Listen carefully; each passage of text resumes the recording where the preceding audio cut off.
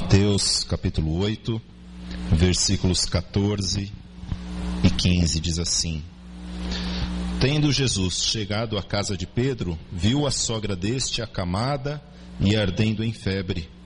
Mas Jesus tomou-a pela mão e a febre a deixou. Ela se levantou e passou a servi-lo.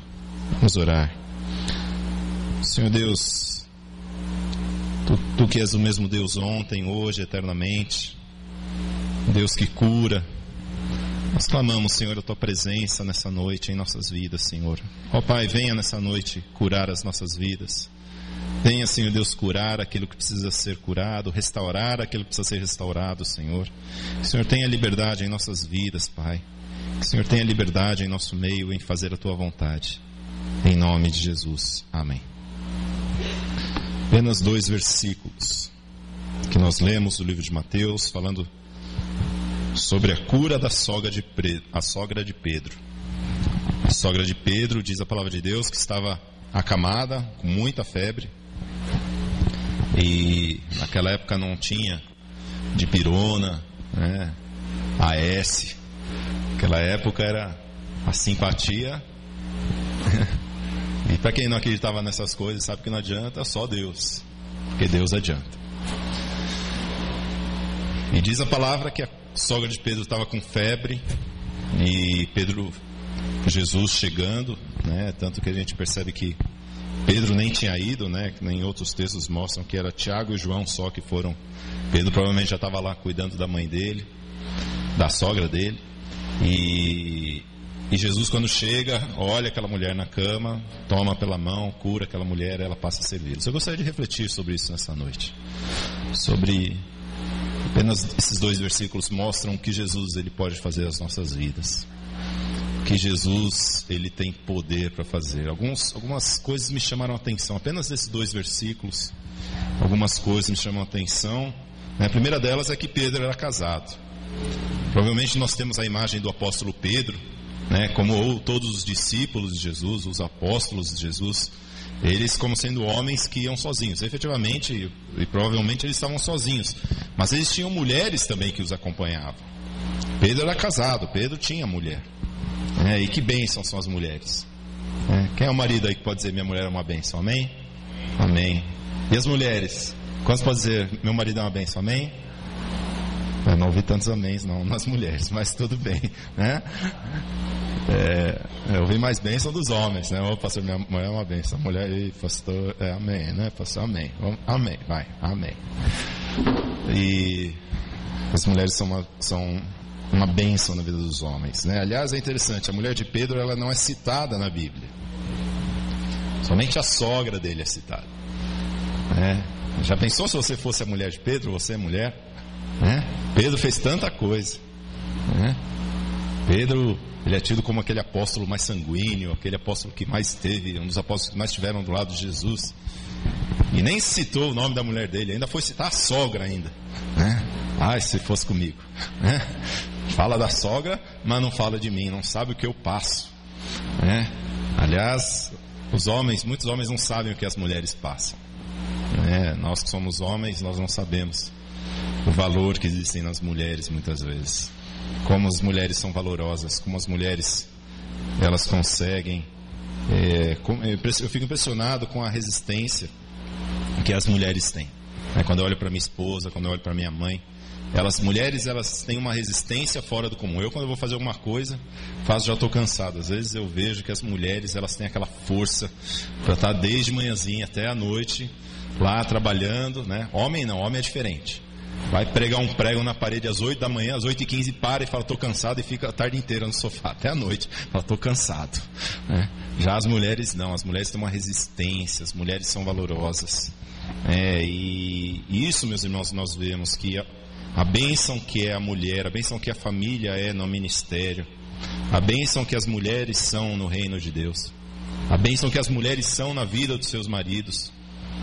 E é interessante, a palavra de Deus ela mostra que a mulher foi criada para ser ajudadora dos homens, ajudadora do homem. A mulher, quando foi criada, foi feita com uma missão, uma submissão, ou seja, ela tem uma missão de estar sub o homem, ou seja, junto com o homem, está ajudando o homem.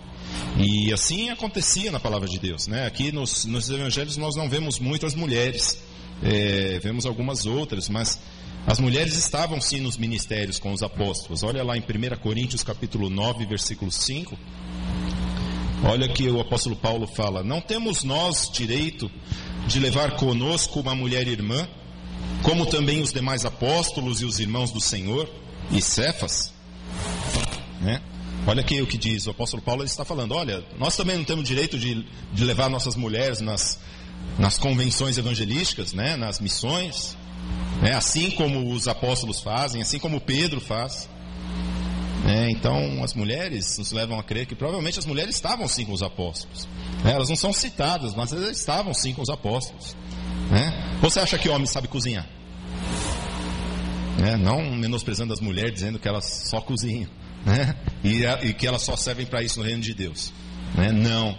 Deus, Jesus quando subiu aos céus, ele enviou seus dons sobre todos, né? E inclusive as mulheres. As mulheres têm sim dons e não apenas estão na igreja para ficar arrumando as coisas e cozinhando, não. Mas homem na cozinha é terrível, né? Já pensou se os apóstolos forem depender de Pedro para cozinhar? E era pescador, imagino que não fazia, né? Eu acho que ia fazer um peixe assado e não ia sair mais nada. Mas as mulheres estavam, Pedro era casado, os discípulos não eram solteiros. As mulheres, elas têm o seu valor no reino de Deus. As mulheres, elas devem estar sempre ajudando na casa de Deus. Deus, ele não criou na mulher uma classe inferior, não. Deus, ele criou alguém para estar ao lado, alguém para estar ajudando. Assim devem ser as mulheres. Muitas igrejas nós vemos que as mulheres, elas são menosprezadas, são colocadas de lado. Mas a palavra de Deus, ela nos mostra, nos ensina que a mulher tem sim muito valor. A mulher, ela tem sim, dentro do reino de Deus, um papel muito importante. E principalmente dentro da família. Assim como na família de Pedro. E Pedro estava lá. Estava lá com a sua sogra. Provavelmente estava preocupado com a sua sogra. E como as coisas desse mundo tendem a nos preocupar. E nós vemos a capacidade, nesse texto não nos fala, mas existe um outro texto que fala que Jesus, ele saiu, ele foi curar, né? Jesus ele tinha ido para Cafarnaum, para uma outra cidade. Pedro não estava com ele. Tiago e João estavam com Jesus. Mas é sempre interessante que na Bíblia a gente sempre vê Pedro, Tiago e João andando com Jesus, não apenas Tiago e João. Mas nessa missão anterior de Jesus só estava Tiago e João. Pedro não estava. Impressionante, meus irmãos, como algumas coisas na nossa vida têm a capacidade de deixar a gente para baixo, até mesmo com as coisas da igreja. Algumas coisas que acontecem em nossas vidas começam a desanimar a gente, começam a deixar a gente preocupado. Algumas coisas nas nossas vidas começam a aparecer e a gente perde a vontade de fazer as coisas. Eu sou uma pessoa que sou muito afetado com coisas que acontecem, né? Às vezes acontecem algumas coisas, eu fico meio triste e cai a motivação. E assim foi com Pedro, né? Pedro não estava lá com Jesus, não estava onde ele deveria estar. E Jesus, eu tenho certeza que quando ele fez aquela cura do centurião, né, uma cura que foi maravilhosa, estava ensinando. Tenho certeza que Jesus, quando ele olhava para os seus discípulos, ele fala: está faltando alguém aqui, está faltando Pedro. Pedro não está aqui. Onde está Pedro? Vou até a casa dele. Ah, meus irmãos, Jesus é aquele que vai buscar as suas ovelhas. Não importa o quão deprimido eu esteja, não importa quão preocupado eu esteja com as coisas dessa vida, seja saúde, problema financeiro, problema familiar, alguma coisa que tira a minha paz, Jesus, ele se lembra de mim. E ele vai até a minha casa, porque se tem algo que está me impedindo de eu adorar a Jesus, tem algo que está me impedindo de eu servir a Jesus com todas as minhas forças, Jesus, ele vai tirar esse empecilho de mim. E é essa fé que nós devemos ter, essa fé de que Jesus, ele vai me buscar. Foi isso que ele fez. Ele chega até a casa de Pedro e ele olha e ele vê o motivo que estava impedindo Pedro de estar com ele. Por isso que diz aqui nesse texto que a primeira coisa que Jesus fez quando entrou, ele viu aquilo que estava impedindo a Pedro. E era a sogra dele que estava doente. Estava fazendo com que ele estivesse impedido de louvar a Deus, de viver aquela vida que Deus preparou para que ele vivesse, para fazer as obras que Deus preparou para que ele fizesse. O que ele estava impedindo. Meus irmãos, Jesus Cristo, ele vê estas coisas. Nada passa desapercebido por Deus. E como é interessante que quando nós estamos padecendo, quando estamos sofrendo por alguma coisa, seja um motivo de saúde, alguma tristeza, ou alguma decisão importante que a gente precisa tomar e fica, será que eu faço isso ou aquilo? Ficamos naquela aflição, a primeira coisa que vem na cabeça, começa a ter aquele silêncio, a gente não encontra nada, nenhuma informação e nada acontece, e a gente começa a pensar assim, será que Deus não está olhando isso que está acontecendo na minha vida? Será que Deus não está olhando isso que está acontecendo? Será que Deus não consegue ver? Aliás, isso é até uma pergunta filosófica, as coisas ruins que acontecem. Será que Deus não está vendo? Por que Deus permite? Essas doenças tão graves, Imagina o Pedro lá olhando a sua sogra acamada. E por quê? Por que Deus permite algumas coisas em nossas vidas? Por que as coisas ruins acontecem nas nossas vidas? Por que Deus permite que nós passemos por essas coisas ruins? Seria tão mais fácil se Deus, esse daqui não vai acontecer nada, só bênção. Amém? Só bênção a partir de hoje. Já pensou se fosse assim? Por que passam os dias e a gente percebe que a gente se confronta com algumas coisas que entristecem a gente, algumas coisas que abaixam a nossa autoestima, abaixam a nossa moral, a gente perde até a vontade de viver, muitas pessoas até pensam em se matar, a gente fala brincando, você fala, pastor, não é assim também, mas muitas pessoas pensam até no suicídio, por por aflições tão grandes, e por que isso? Por que Deus permite tanto? Por que Deus permite até a doença? Por que Deus permite a doença na vida das pessoas? Tem um texto que eu gosto muito, lá em Êxodo capítulo 16. Se nós queremos entender a Deus, nós precisamos olhar lá no comecinho, como as coisas foram criadas. Nós conseguimos muito mais entender a Deus lá em Gênesis, Êxodo, conhecer como Deus ele é, porque Deus, ele é o mesmo ontem, hoje e eternamente. E ele começa a se mostrar lá no Gênesis, ele se mostra da maneira mais simples lá. Olha o que diz Êxodo capítulo 16, versículos 3 e 4, diz assim. Êxodo 16, 3 e 4. E os filhos de Israel disseram-lhes: quem dera que nós morrêssemos por mão do Senhor na terra do Egito, quando estávamos sentados junto às panelas de carne, quando comíamos pão até fartar. Por que nos tendes tirado para esse deserto, para matares de fome a toda essa multidão? Então disse o Senhor a Moisés: eis que vos farei chover pão dos céus, e o povo sairá e colherá cada dia porção para cada dia, para que eu veja se anda na minha lei ou não. Olha o que estava acontecendo lá, o povo tinha saído do Egito, eles estavam escravos no Egito. E Deus, quando tira aquele povo da servidão do Egito, Deus os leva para o deserto. E acontece que no deserto é deserto, como o próprio nome diz, não tem água, não tem comida, não tem nada. Você sai da sua casa, imagina você saindo da sua casa, você vai levar um mantimento, uma provisão para você e para sua família. Passa o tempo, você está no deserto, não tem nada. Não tem aquela vendinha onde você pode comprar uma água, não tem um lugar que você pode comprar uma comida, uma lata de atum para fazer um patê, não tem nada. Aí o povo começa a pensar: Senhor, por que o Senhor deixou acontecer isso com a gente? Senhor, estava tudo tão bom. Quanta carne tinha, olha, a gente fazia churrasco sempre no Egito. A gente estava naquela nossa vida boa, comia pão até fartar. E o Senhor está matando a gente. Quantas vezes a gente não reclama com Deus, Senhor? Senhor, eu estou morrendo, Senhor. O Senhor não está vendo, Senhor? Eu estou morrendo. Senhor, eu estou passando por dificuldade, o Senhor não está vendo. E, meus irmãos, os desertos da vida, é Deus quem nos leva. Deus está nos guiando. Lembra como diz o Salmo 23, o Senhor é o meu pastor e nada me faltará. É Ele quem me guia, seja pelos pastos verdejantes ou seja pelo vale da sombra da morte. Ele é quem me guia. O Senhor está conosco. Ele está conosco, Jesus Cristo, Ele é o nosso pastor. E nós devemos crer nisso, meus irmãos, que se nós estamos passando por coisas, se nós temos passado por aflições, o Senhor está vendo. E o Senhor, Ele faz isso para que nós possamos buscá-lo dia após dia também. Muitas pessoas se esquecem de Deus, e Deus, Ele permite esses desertos em nossas vidas, para que nós estejamos dia após dia em comunhão com Deus. E isso é muito fácil de se ver. Pode olhar, você pode reparar para as nossas vidas. Os momentos em que nós mais buscamos a Deus são os momentos que nós estamos mais aflitos. Quando tudo está bem, né? Quando tem aquela mesa farta, às vezes a gente até esquece de orar agradecendo a Deus a refeição. Agora, deixa acabar a comida para você ver se você não ora. Deixa a despensa ficar vazia para você ver se você não ora. Deixa a conta corrente ficar no vermelho para você ver se você não ora. Tem gente que fala, pastor, estou orando faz tempo já. Minha conta está vermelha faz tempo já. A despensa está vazia faz tempo já. Nós oramos mais nas aflições. Nós oramos mais quando a coisa aperta. Nós oramos mais quando as coisas estão mais difíceis. Deus sabe disso.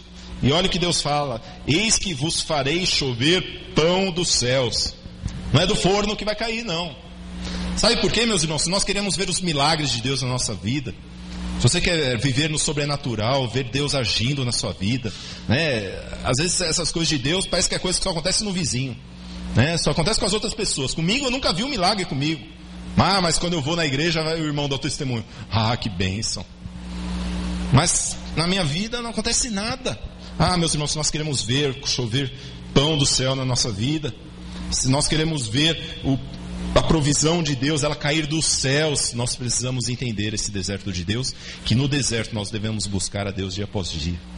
Seja nos desertos da vida, Deus ele olha, Jesus ele vê, Deus ele está olhando. Deus não passa nada desapercebido por ele, nada passa desapercebido por Deus. Ele está olhando as nossas vidas. Não pense que Deus se esqueceu de você na sua aflição, não.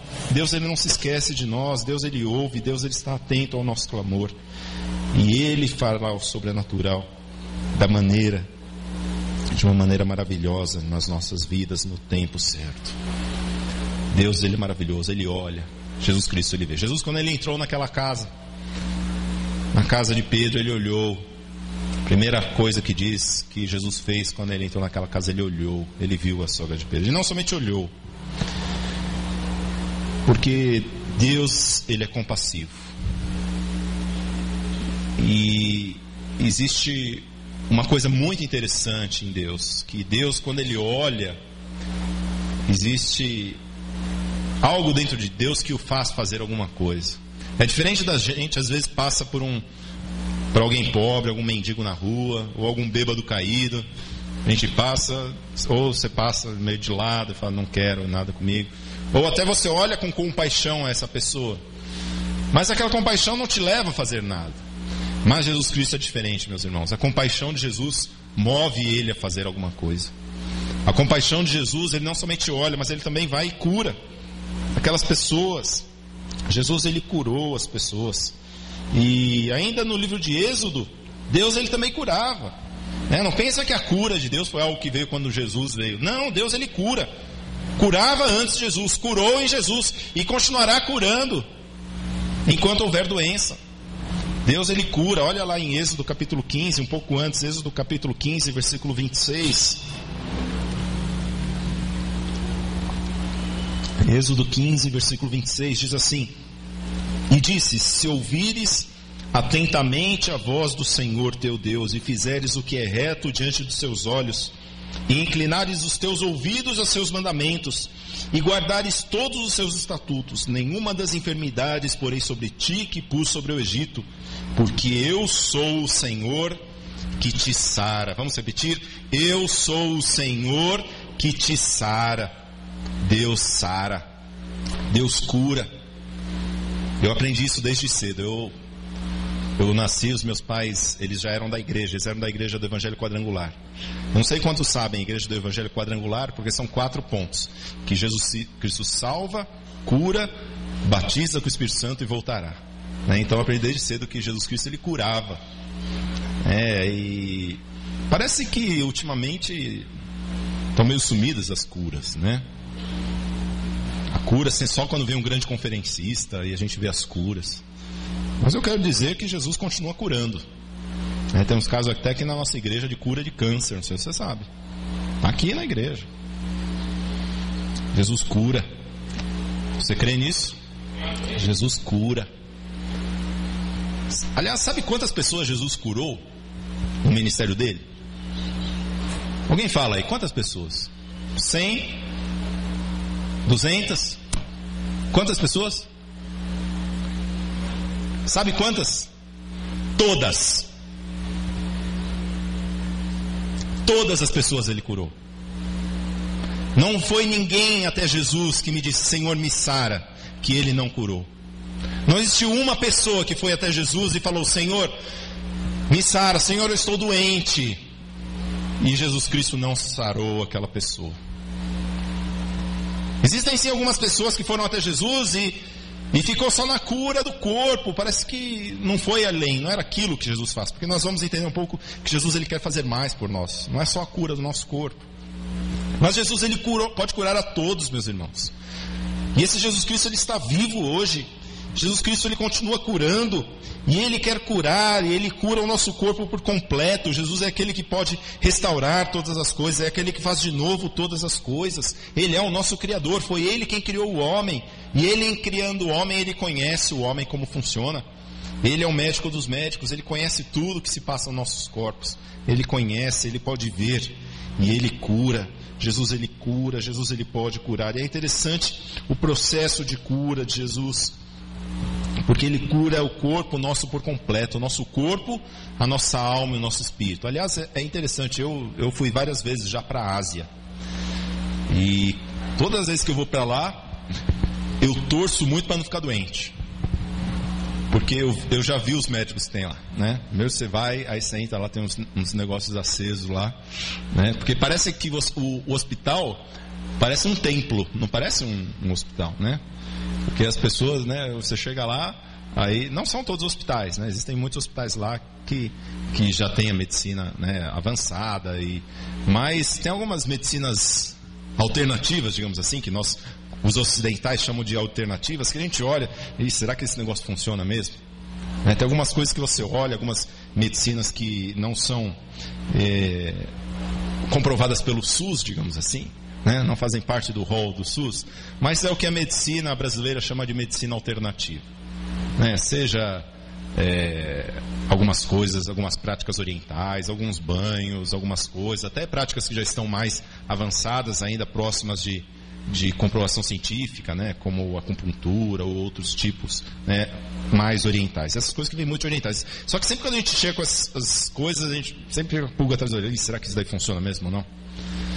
Por quê? Porque a gente sabe que são coisas que não é o remédio que a gente toma e aquilo vai fazer algo no nosso corpo, vai dar alguma reação assim, um assado, e aí vai curar, né? Porque se eu estou com dor de cabeça, eu quero tomar remédio para a cabeça. Se eu estou com dor no pé, eu quero tomar uma injeção no pé. Aliás, eu não sei como que um comprimido que eu ingiro pela boca vai tirar minha dor no pé. Eu preferia tomar a injeção direto lá no pé, né? E às vezes a gente fica assim: será que essas coisas funcionam mesmo?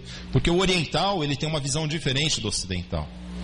O oriental, quando vê o corpo da pessoa, a pessoa como assim, não vê só o corpo da pessoa. Por exemplo, se eu tenho uma doença, não é só o meu corpo, não é só a minha cabeça, mas são os meus sentimentos também, né? Por isso que às vezes a gente vê em filme aquelas coisas que a pessoa vai fazer o tratamento e ela fala: você precisa tirar o seu rancor, você precisa perdoar, porque até a medicina já comprova isso, né? Que existem algumas mágoas que a pessoa leva, alguns rancores, que aquilo começa a se somatizar e começa a trazer doenças às pessoas, né? Eu lembro que quando eu fiz o meu seminário, o meu professor ele deu uma lista de coisas assim, falou: olha, esse pecado aqui gera essa doença, esse pecado aqui gera essa doença. Porque existem alguns pecados que geram algumas doenças. E nós, como médicos da alma, digamos assim, precisamos identificar, né? Às vezes a pessoa está doente e não é remédio que ela precisa. É dobrar os joelhos e pedir perdão a Deus ou às outras pessoas. Porque existem doenças que não estão apenas no âmbito do corpo. Existem doenças que estão sim no âmbito da alma e no âmbito do espírito também. Existem doenças da alma que começam a se somatizar. Existem coisas na alma que começam a se somatizar. Então os orientais, e lembramos que Jesus ele era oriental. Jesus não era aqueles ocidentais de terno e gravata. Não, Jesus são aqueles orientais, roupão, como a gente vê lá, né, aqueles árabes lá. Jesus era oriental, né? E tem essa visão de que o corpo ele é um corpo completo. Corpo, alma e espírito. Não existe esse negócio de remédio só para dor de cabeça. Não, vamos tratar tudo, vem aqui. Né? Porque a gente tem essa tendência, eu tenho dor, mas só na cabeça. Não vou tomar outra coisa não. Não, Jesus, Ele quer curar por completo. Jesus, Ele cura sim as doenças do corpo, mas Jesus, Ele cura muito mais coisas. Jesus, Ele cura sim o corpo. Né? Nós vemos aqui homens, até pessoas que tiveram doenças terríveis, né? Cego de nascença. Não existe remédio para cegueira de nascença. Né? Pessoas que nasceram com a mão atrofiada. Existe algum remédio que faz crescer a mão? Você já viu? Não existe. Jesus, Ele curou aquelas pessoas. Jesus, Ele cura. Mas não é somente o corpo que Jesus cura. Jesus também tem o poder de curar o nosso interior, curar o nosso caráter. Você já viu lá no mercado chá para curar mentiroso? Chá para falsidade, você já viu? Ah, como eu queria dar esse chá para algumas pessoas. Chá para gente falsa. Dá um chazinho aí, querido. Né? Ô irmão, toma um chazinho. Né? Chá para o pecado. Não tem. Não adianta ir na farmácia e querer mudar o meu caráter. Não adianta eu querer ir na farmácia para consertar algo que está dentro de mim, dentro do meu corpo. Mas remédio nenhum tem o poder de fazer isso. Somente Jesus Cristo pode fazer isso. Somente Jesus pode mudar o nosso caráter. Somente Jesus, Ele pode mudar homens e mulheres. Né? Tem o ditado que diz, pau que nasce torto, morre torto. E é verdade mesmo, mas Jesus, Ele pode fazer nascer de novo. Ele pode brotar um homem, uma mulher que sejam retos, que sejam justos diante de Deus. Jesus, Ele pode curar o caráter. Jesus, Ele pode curar. E Ele tem esse poder. E também o nosso coração. Jesus, Ele pode curar o coração. É interessante que na Bíblia, sempre quando fala para a palavra coração, né, senão a gente pensa que Jesus, Ele é um cardiologista. Não, Jesus, Ele cura o coração, não apenas o coração físico, mas o coração humano. Né? Aquele coração que está dentro de nós, os nossos sentimentos. Jesus, Ele pode curar. As pessoas que têm o seu coração partido, o seu coração ferido. Não adianta ir no cardiologista, não. Não adianta ir no cardiologista falar, ô doutor, eu estou com o meu coração partido. Aquela menina me deixou, minha namorada me deixou. Não adianta. Mas Jesus, Ele olha os nossos sentimentos. Jesus, Ele sabe o que a gente passa. E Ele tem o poder para curar até mesmo uma mágoa antiga, algo que seja um ressentimento. Jesus, Ele pode curar. Mas algo muito interessante nesse texto nós vemos também, que nós lemos, que a cura de Cristo, ela tem um propósito nas nossas vidas.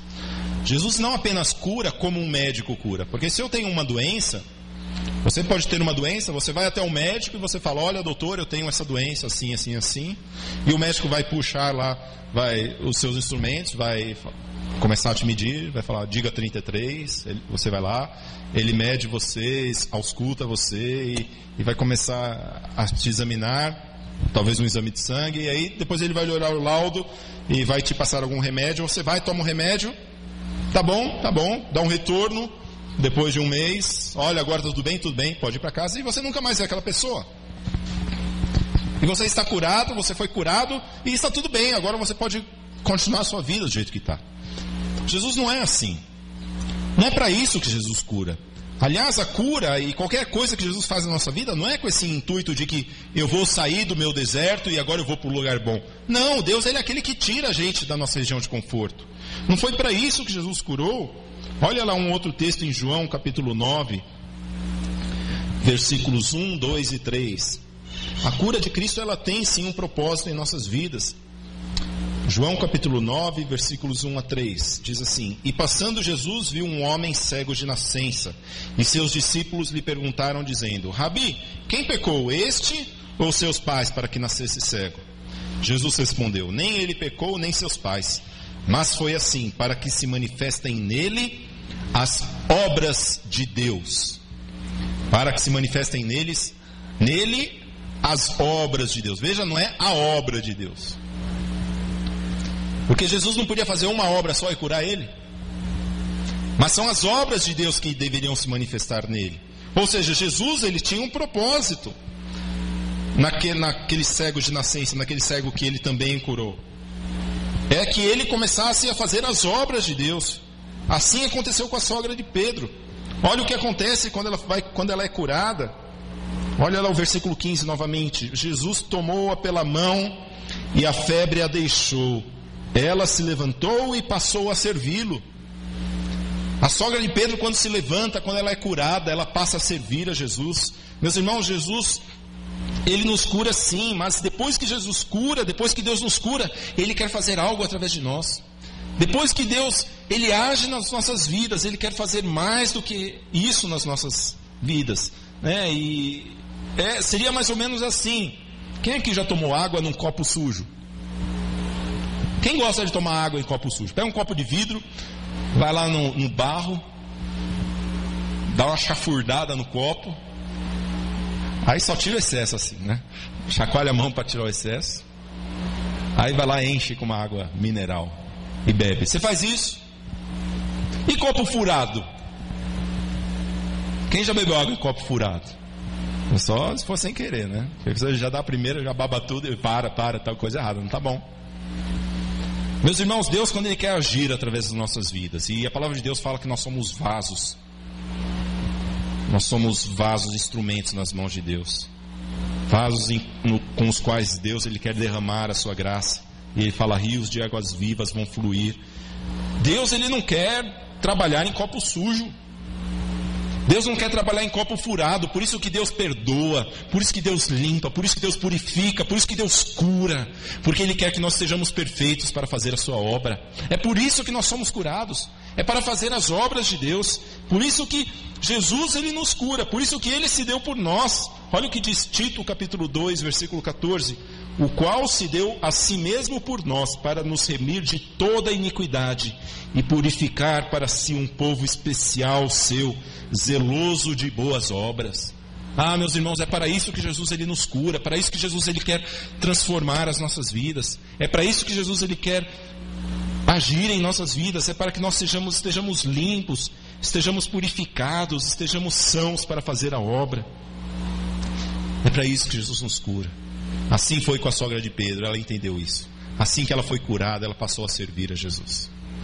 Mas não foi assim com todos que aconteceu na Bíblia. Por exemplo, quando Jesus foi certa vez curar 10 leprosos, apenas um voltou para adorá-lo. Os outros apenas receberam a cura de Jesus e foram embora. Não se ouve mais falar deles. Mas Jesus, quando nos cura, Ele nos cura, e Ele nos purifica, e Ele nos perdoa, e Ele transforma, Ele faz um milagre em nossas vidas, para que nós possamos fazer as obras de Deus, para que nós possamos continuar testemunhando dEle, fazendo as obras de Deus. Jesus, Ele cura, Ele continua curando hoje, não importa a doença que nós tenhamos. Eu não sei se você tem algo em sua vida que precisa ser curado. Talvez você fale, não, pastor, eu estou bem de cura. Ou talvez realmente você tenha algum problema de saúde grave. Ou você pode dizer, não, pastor, eu não tenho problema nenhum. Aliás, graças a Deus, tenho um plano de saúde que é muito bom, né? Estou tranquilo nesse quesito saúde, eu estou tranquilo. Mas eu gostaria de refletir com você a maneira oriental, não a maneira ocidental. Talvez você não esteja sentindo nenhuma dor de cabeça, nenhuma pressão alta, ou alguma suadeira, alguma dor em algum lugar do seu corpo. Mas nós devemos lembrar, como o próprio Jesus fala, que existem partes do nosso corpo que precisam também ser curadas. Olha o que Jesus diz lá em Mateus 15. Mateus capítulo 15, versículos 18 a 20. Mas o que sai da boca procede do coração, e isso contamina o homem. Porque do coração procedem os maus pensamentos, mortes, adultérios, prostituição, furtos, falsos testemunhos, blasfêmias. São estas coisas que contaminam o homem. Mas comer sem lavar as mãos, isso não contamina o homem. Olha o que Jesus está falando. O meu corpo, a minha mão, a minha higiene pessoal, isso que a gente diz de medicina ocidental, remédio, essas coisas, não é isso que vai me contaminar. Existe algo muito pior. E isso está dentro do meu coração, é isso que contamina. É esse o foco infeccioso que precisa ser curado. É o nosso coração, é isso que acaba infecciando não somente a nós, mas a outras pessoas. Isso acaba contaminando não somente a nós, mas é uma doença infecciosa que é o pecado. Por quê? Porque ele sai da nossa boca, ele sai do coração, ele procede de nós, e ele pode ter o poder de atingir outras pessoas, assim como uma doença infecciosa. O pecado, ele tem esse poder de sair de nós e atingir também outras pessoas, né? Você já viu alguém tossindo com gripe para cima de você? Você fala, sai para lá, não quero isso. A mesma coisa o pecado, vem alguém querer agir com alguma coisa, com o pecado, e nós, não quero isso para mim, não. Será que, apesar do meu corpo estar são, será que meu coração ainda não precisa ser tratado por Deus? Será que não existe algo ainda em meu coração que precisa ser curado por Jesus? Jesus, ele cura, é isso que Jesus quer curar. Jesus, ele olha. Em primeiro lugar, nós devemos lembrar que Deus, ele olha o nosso coração. Jesus está olhando, ele conhece as nossas vidas e ele tem esse poder de curar. Nós devemos lembrar, Deus, ele tem o poder de transformar a minha vida. E se eu quero que essa doença, seja no meu corpo, seja na minha alma, seja algum ressentimento que eu tenho com alguém já há muito tempo, Jesus pode curar. Jesus, ele tem o poder para curar.